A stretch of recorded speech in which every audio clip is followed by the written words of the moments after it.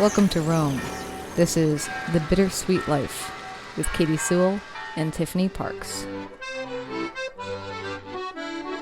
Hello, this is The Bittersweet Life. I'm Katie Sewell. Tiffany is away this week, but I'm joined by Kaila Merrill. She is a U.S. native living in the countryside of Umbria with her Italian husband, Ludovico, and their 15-month-old daughter.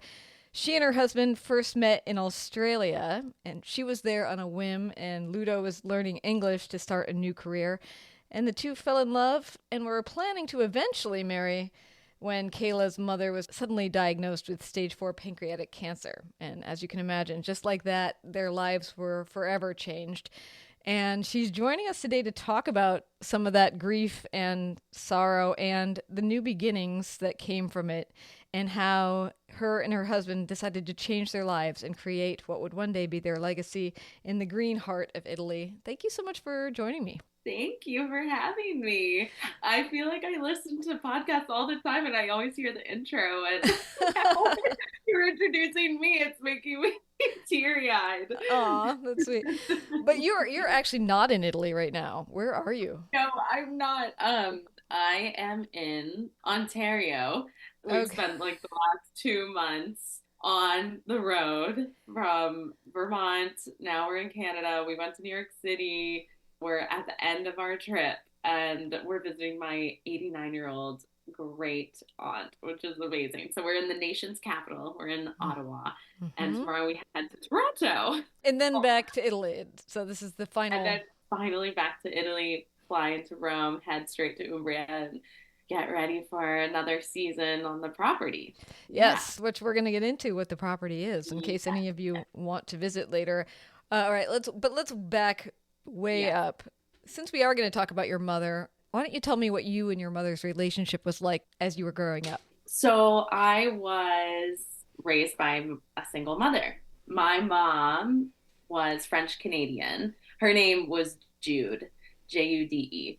And she was born in Quebec City and then moved to Montreal. She raised me in South Hero, Vermont, which is a tiny little town on an island, Hmm? basically bordering Canada. And my town was about 2,000 people. So I like to say that I grew up in a place where, farmers markets and eating farm to table was the way of life before it was cool and trendy. Yeah. And I'm proud of that. And the more I travel, the more places I live, I realize how special my town was and still is. So I grew up with basically just my mom, although there were people coming and going. My mother was married 4 times by the time she died. I'm the product of the third, and I don't have any siblings. It was just myself and her. And we had a mother daughter relationship that I feel as though I've never seen anywhere else. I've never met anyone who's had quite that special of a relationship, in the sense that we were joined at the hip and we were so in tune with each other, but never really crossing that, mother daughter parent child line.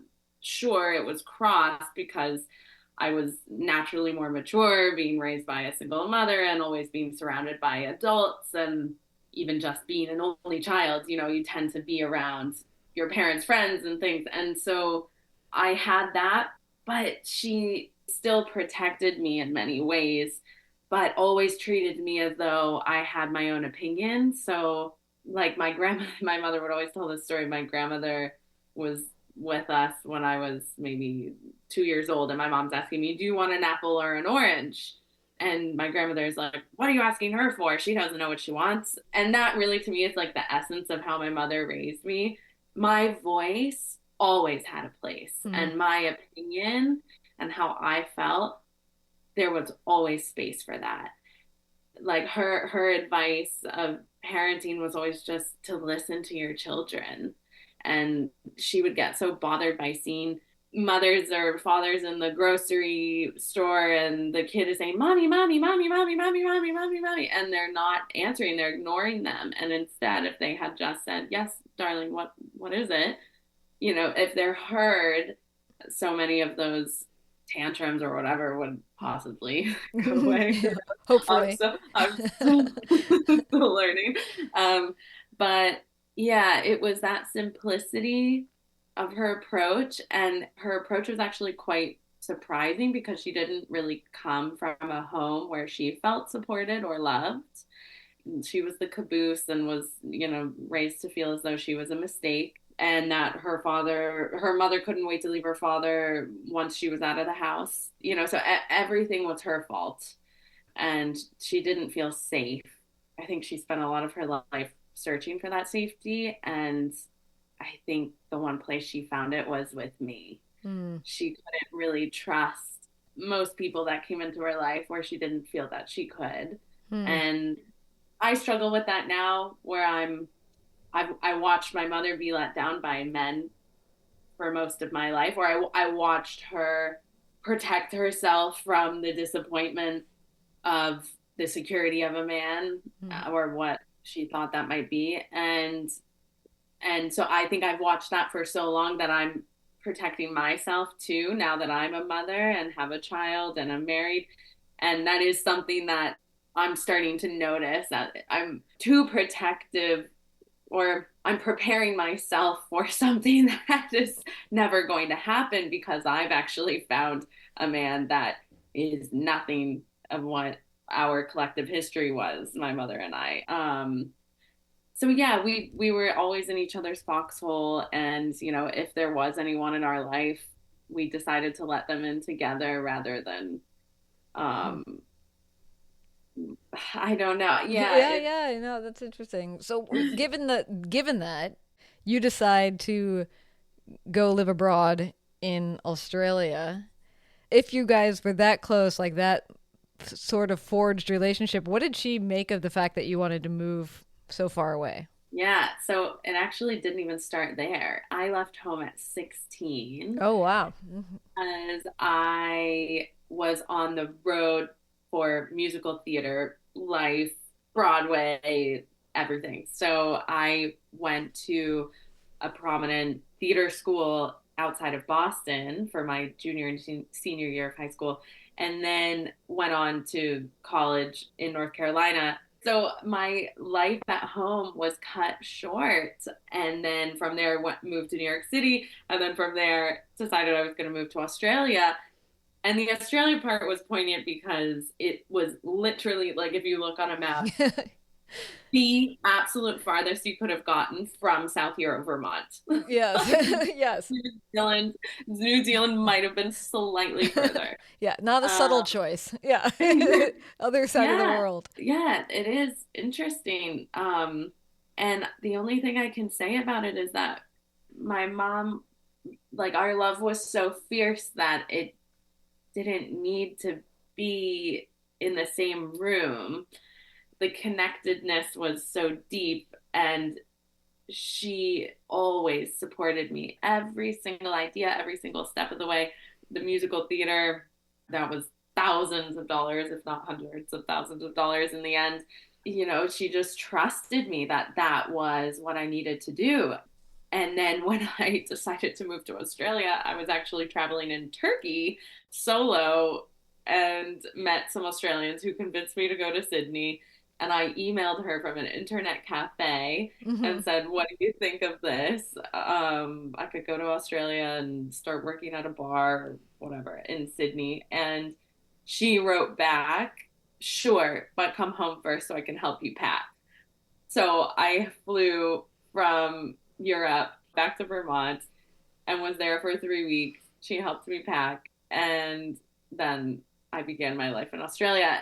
And there wasn't sorrow in that. Yeah, it was always being supported. And that's something I've really had to work through since she died, is trying to support myself in the way that she was my number one cheerleader. Every single day I heard positive, positive, positive reinforcement.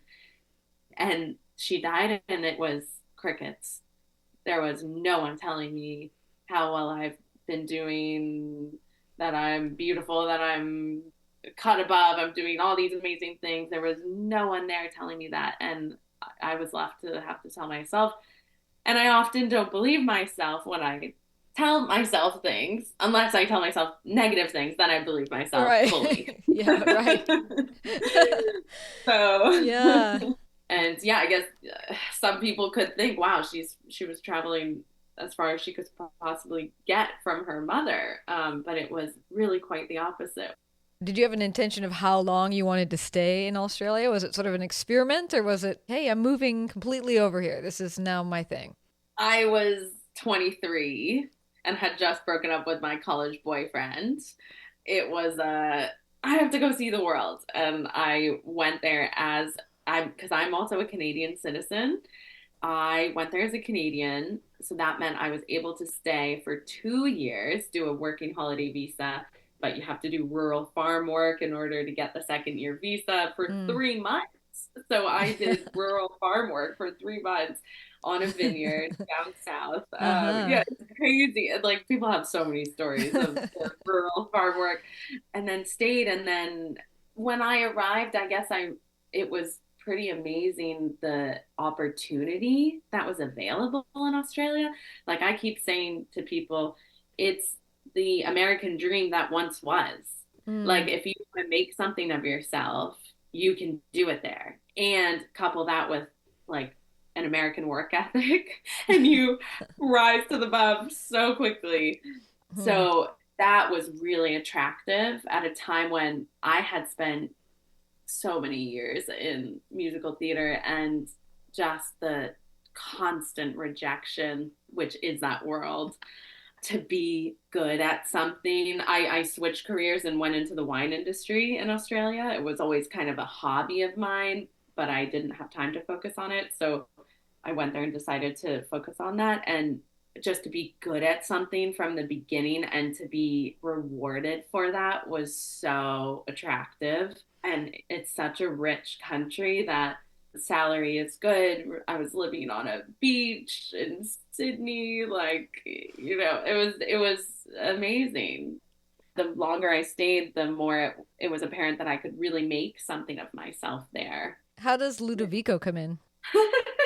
um, so my friend that I met in Turkey got me this job on the Sydney Harbor, which was on an island looking at the Sydney Opera House and the Sydney Harbor Bridge.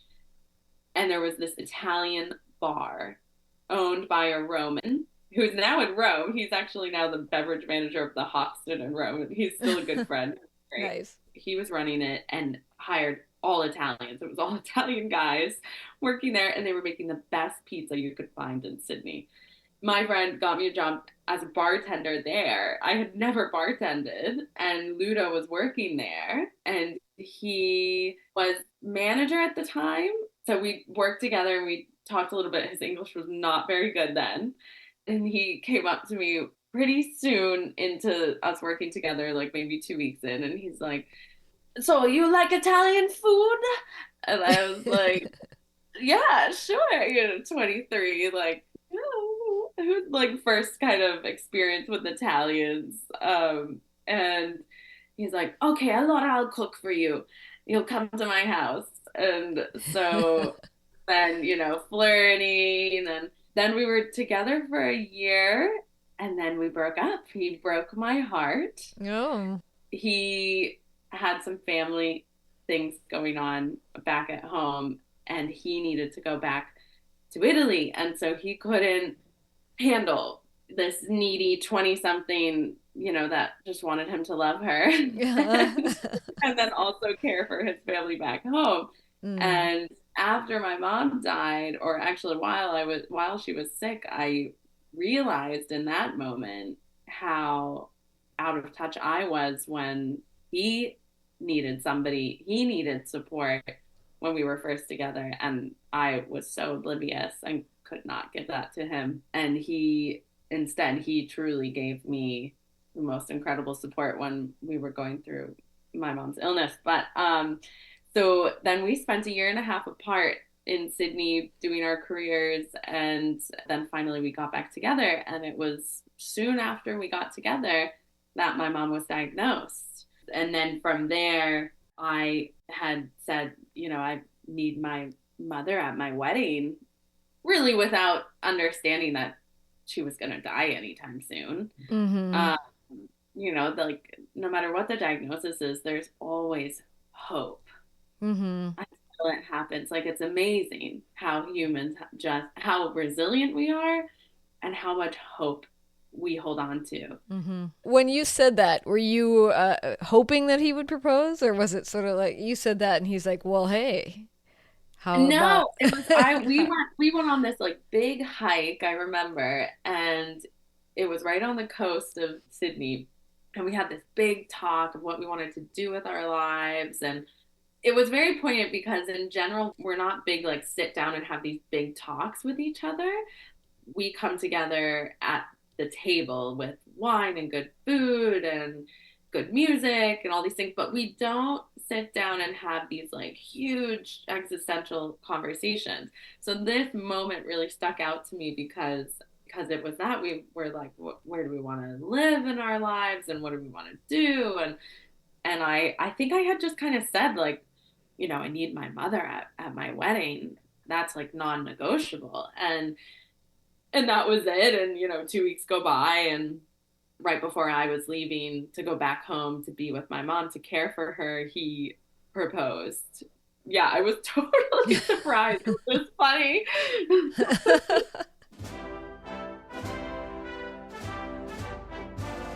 Katie here, popping in for just a moment. I want to give you something to think about. If you live in the United States, chances are that you are already sick of talking about politics in the lead up to the election that we are facing in November. According to the Pew Research Center, 65% of Americans, when asked, said they felt exhausted at the thought of politics. Super Tuesday just happened. We are just getting started in this election cycle. And no matter what side you stand on, one thing we can all be certain of is this is going to be an exhausting, irritating, and stressful election year, most likely. So here's something I want you to think about. When the election is exactly 1 month away, where would you like to be? Do you want to be at home, stressing out in the last month before the election? Or would you prefer to be in Rome, learning about ancient and medieval and Renaissance Rome, seeing how this beautiful and ancient city still influences our thought and life and culture today? Do you want to be seeing hidden sites that tourists and locals alike never get to see? This October 2024, from the 6th to the 12th, Tiffany and I are taking a group of lucky listeners on a tour through Rome, a tour like no other. We want to open doors of thought and sight so that you walk away from Rome feeling refreshed rather than exhausted. And what could feel better during an election year than being refreshed and inspired rather than depleted and annoyed? Space is limited to 10 rooms only. You can come by yourself or bring one friend. I hope you will consider joining us. Send us an email, bittersweetlifepodcast@gmail.com, and I will send you all of the details. bittersweetlifepodcast@gmail.com. And how great it is? Well, you don't just have to take my word for it. Here is one of our listeners who traveled with us to Rome last year. I would absolutely recommend it. It was just one of the best weeks I can recall. I mean, all this stuff was intriguing to me, and I didn't know much about it. So it was a week of education and pleasure, of course. Lots of nice people gathered together, and Tiffany, extraordinary guide, knowledgeable. Oh my God, it's unbelievable what you keep in that brain of yours. And then Katie always does such a wonderful job of things. So, yeah, I don't know what else to say. It was just a great week. All right. Send us a note. Let us give you all the information. bittersweetlifepodcast@gmail.com. Come to Rome and be renewed in the run-up to this election. Now back to the show.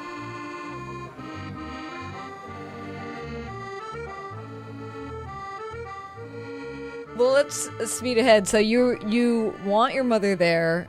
You do go home. Was it evident, like once you went home, was it evident You talking about that hope, was it evident that maybe she was sicker than you were thinking? Her doctors had said, I came back with the news of being engaged, and she told her team of doctors, and we were originally thinking September. And she asked them what they thought, and she said, if you have a choice, it's better not to postpone joyous moments. Mm. And so we moved it to June. That meant we were planning a wedding. I think he proposed at the end of January, early February. So we planned a wedding across 3 continents because I was mostly in Vermont and then he was in Australia. And we were planning a wedding on Lake Como, where Ludo's from. And we did it within 6 months. Mm-hmm. And it was incredible. And so it was like, yeah, some of our best work. My wedding was the same way. It was planned like ridiculously fast. And I feel like, Yeah. sometimes that is the way to do it. Yeah, people that like they set the date, and I mean everyone does set the date a year in advance. It's just wedding talk forever and ever. And we both said like, can you imagine if we had to keep talking about this? Like, Yeah. I know. Get it done. Don't get too lost in the details. So your mother's there in Lake Como on your wedding day. yeah. What do you remember most about her being there at this point? Her shaved head, her sweet little head. She had stopped chemo for this trip, and she had a shaved head. She looked like Annie Lennox. Mm. She could totally pull it off, and she lost so much weight through the chemo that she just had this sweet, skinny little bald head, and her smile. But she was so skinny that her smile was already very big, but now with not much else there, it just took over her whole face, and she was so happy. It was like grinning from ear to ear the whole day. And she pushed, like, I mean, we danced, and she was not a sick person that day. Mm. And most guests at the wedding were shocked to hear that she then died 2 months later. Mm-hmm.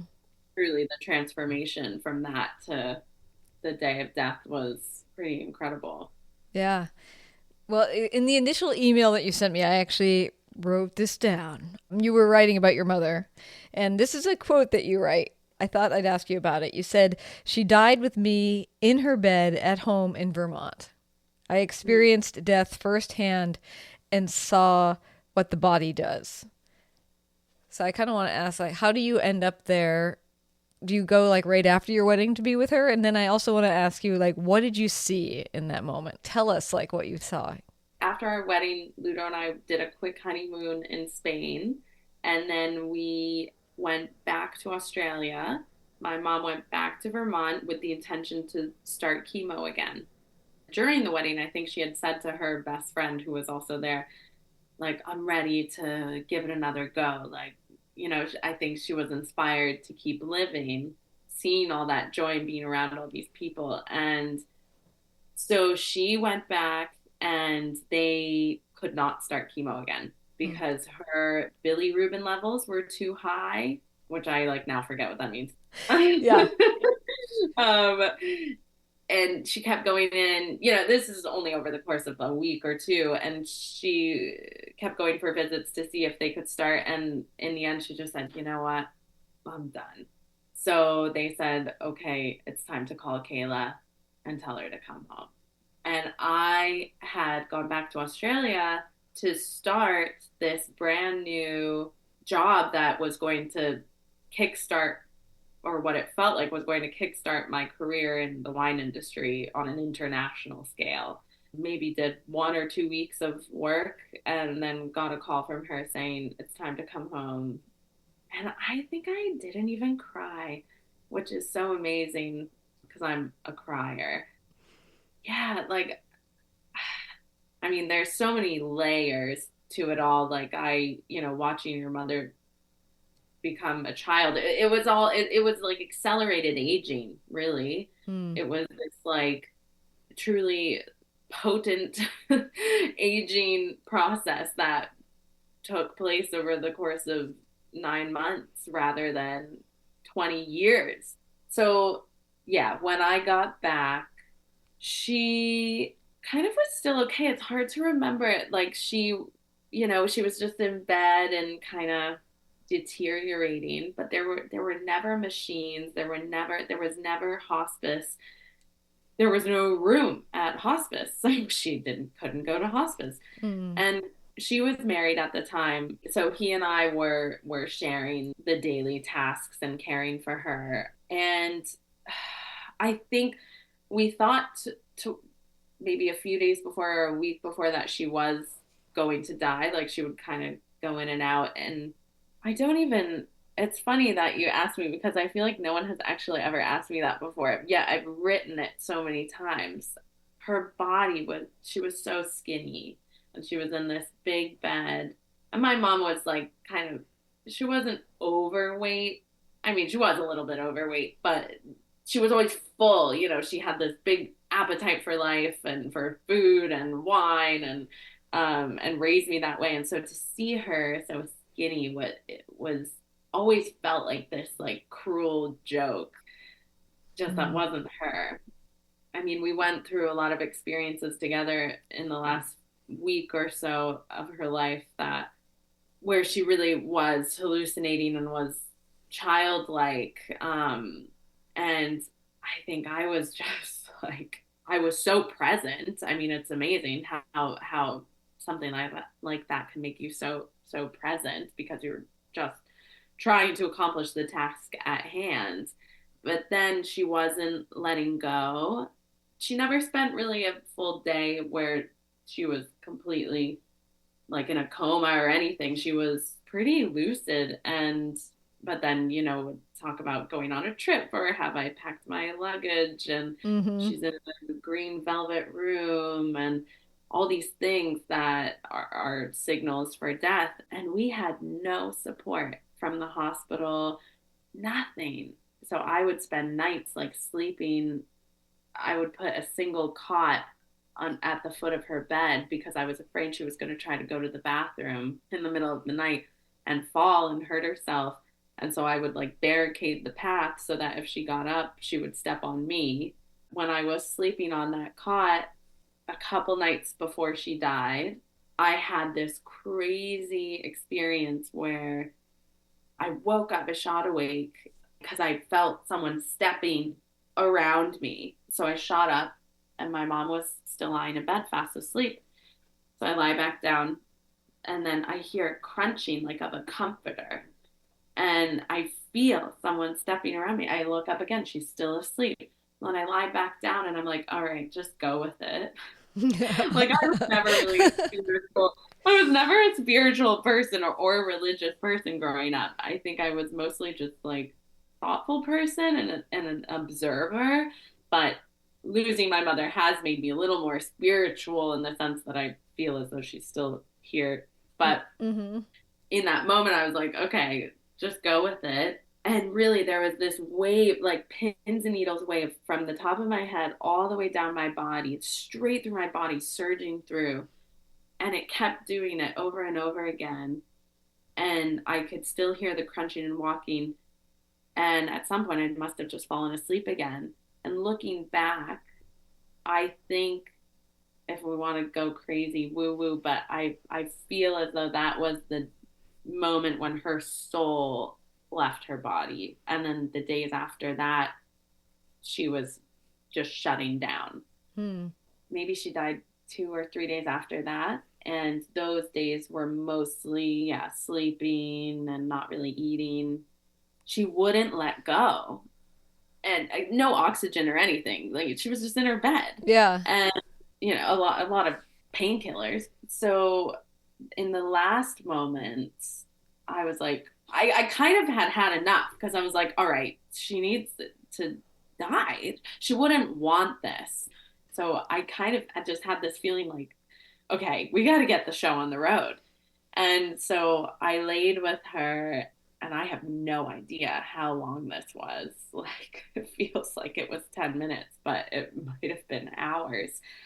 And I was making the sounds of the ocean and kind of mimicking a place where we spent a lot of vacations together in Vero Beach, Florida.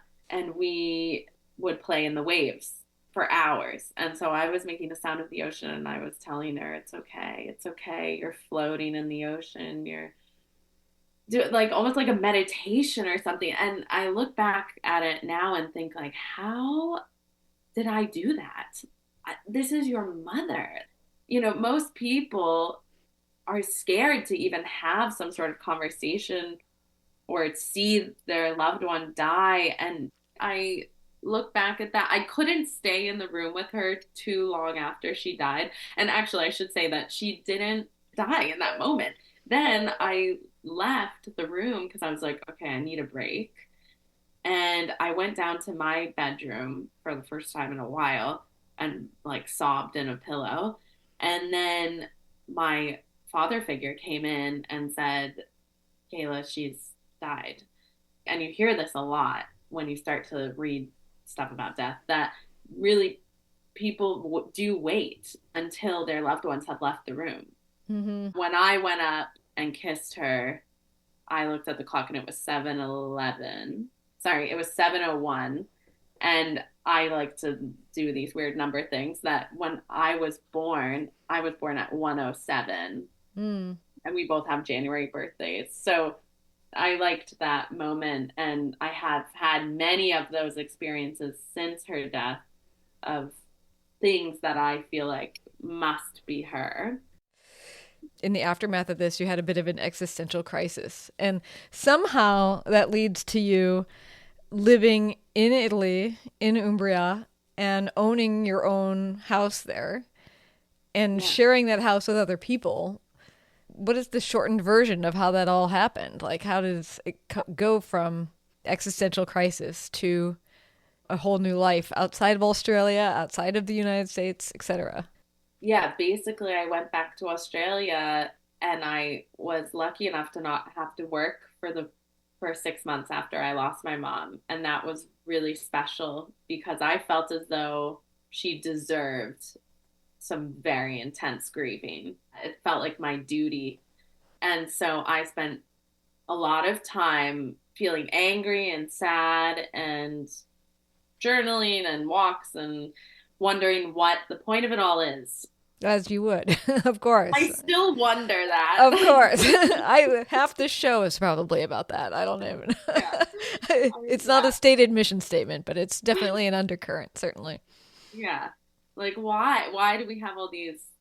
Why do we care? Like, how people see us or what our morals are or all these things. Like, if you just died, like, what is the point? And the best thing I could come up with was legacy. Mm. Because I think my mom left a pretty darn good legacy. Everyone I speak to when I go home and visit tells me the same story of how she listened to them and listened to their problems and then was brutally honest with them and told them things that everyone else is afraid to say to them. And she touched so many lives and helped so many people in her own brutally honest way that has carried on for so long and still stays with so many living people, that the best thing I could come up with was legacy.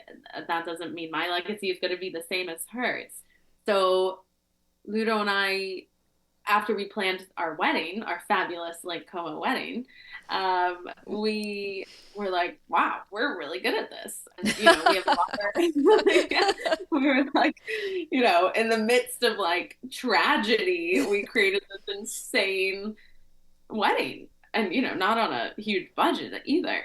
So anyway, we were like, we have so many skills that really complement each other. What are we going to do? We didn't have a family yet, a child, but we knew we wanted to start a family. Do we want it to be in Australia? Crummy apartment, beachside, but still crummy, falling down apartment costs over $1 million Australian dollars, as opposed to a villa in Umbrian, which is like half of that. Mm-hmm. Ludo had spent 10 years in Australia by then.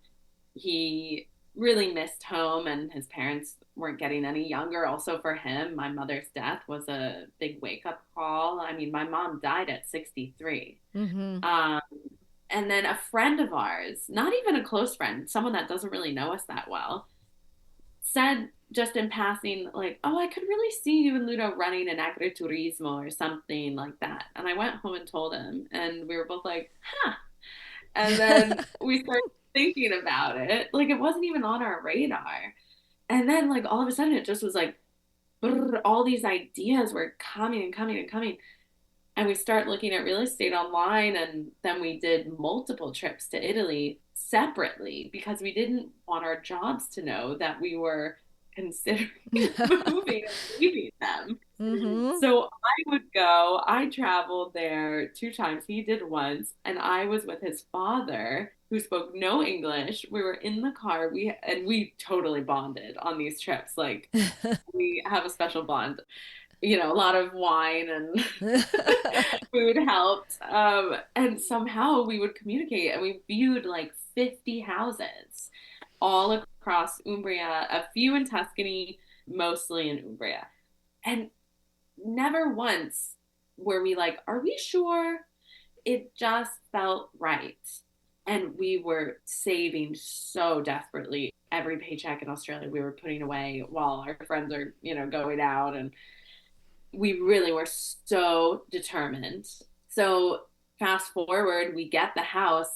We got approved for the house like right after the pandemic hit. So we were ahead of the game a bit because we already had cooked up this dream pre-pandemic.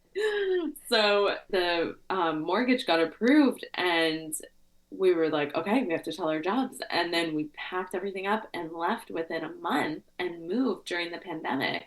So we arrived in Umbria and had to quarantine at our home for 2 weeks. Yes. And swear to God, it was the best 2 weeks of my life. It was 2 weeks of childlike exploration, like exploring your new home, this place that is totally yours.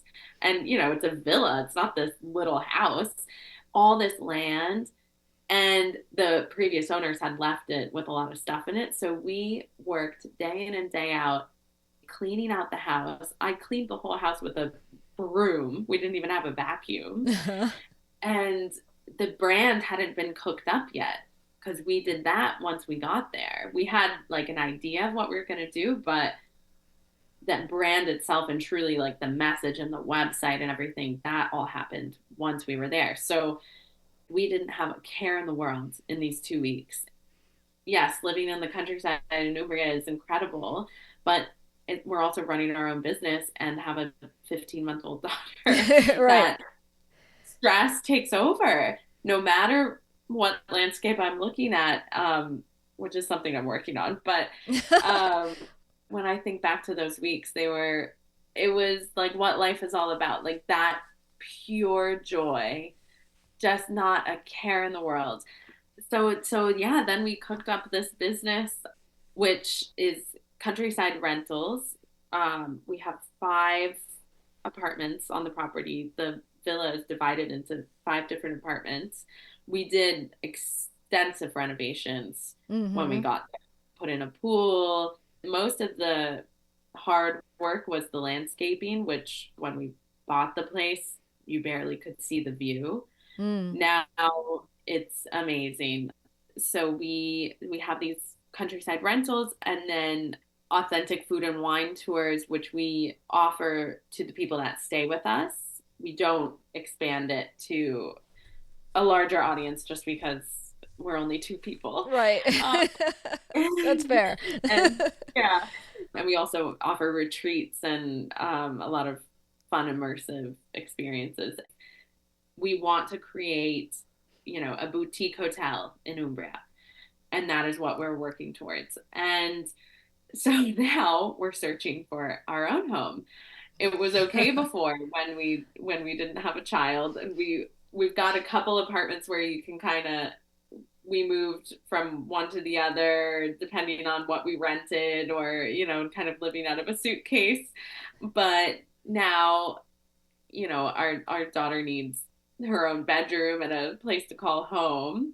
So we're looking for something that's nearby, and then we can really fully turn the property into what it can be because the potential is so great there. So yeah, that's been difficult because I do say to a lot of people, like, I haven't even really been able to hang up a photo of my mom. Yeah. Wow. Yeah. But yet I need to look at the brighter side of things and think that she is everywhere. I don't necessarily need a photo to remind me of that. Mm-hmm. It helps. Yeah. So what is the name of the place? The property is Poggio Belvedere. Poggio means like on top of a hill, and Belvedere is beautiful view. It's also a nod to where Ludo grew up, which his street name was Belvedere, and they had a beautiful home on that street. So that was a little bit of an homage to them, but it's also very true. We had Kathy McCabe from Dream of Italy come to our property. She said, I mean, she's been doing her PBS show for many years and writing about Italy long before that, and had said, like, this is truly one of the most beautiful views I've ever seen in Italy. No. And it is. It's so hard to capture with photos. Mm-hmm. The view, it just keeps going. Every time you look out the window, you see something new. It's beautiful. You have to come. I know.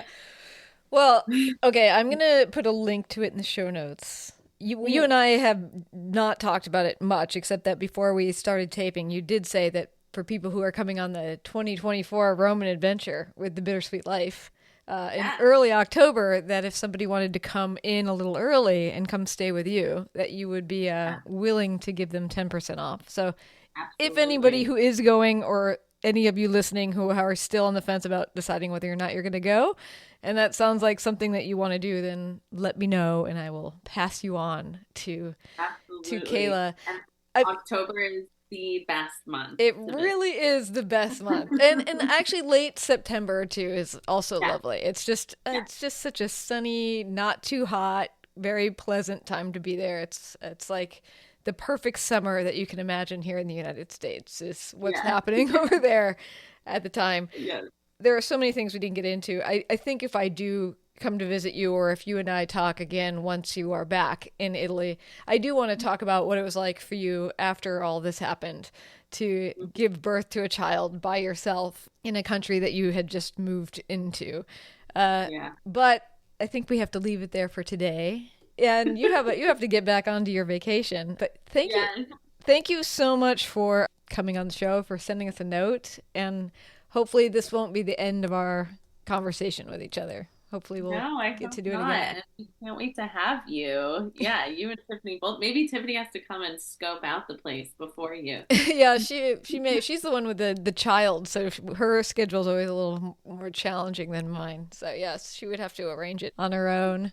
Do you want to say like the name of the website? I mean, obviously look in the show notes, but just in case somebody's walking and wants to Google it later. Yeah, you can find us at www.veroinitaly.com. So that's VERO in Italy.com. Or on Instagram, it's the same, Vero in Italy. There's a couple of underscores in there, but I'm sure you can find us without the underscores. And you can email me directly via our website too. My email is linked there. And yeah, we're always happy to hear from you. We've also got some really cool all-inclusive self-guided packages that we released this year for travelers that really gives you like our best of album. It's really an incredible experience. Our areas, the more I travel and the more places I go, I keep coming back and remembering and realizing what a special pocket of paradise we have, really. And the small producers around us are so incredible, and there's so many young people doing incredible things in our area, and not even Italians know about our little area. Well, I look forward to coming by someday. And good luck getting home, finding that new house, getting home from Canada, getting a home once you're in Italy. Do keep in touch and let us know how it's going. And thank you. All right. And we'll leave it there for now. And until next time, this is The Bittersweet Life. I'm Katie Sewell. Talk to you soon. Bye. If you love this show, support it.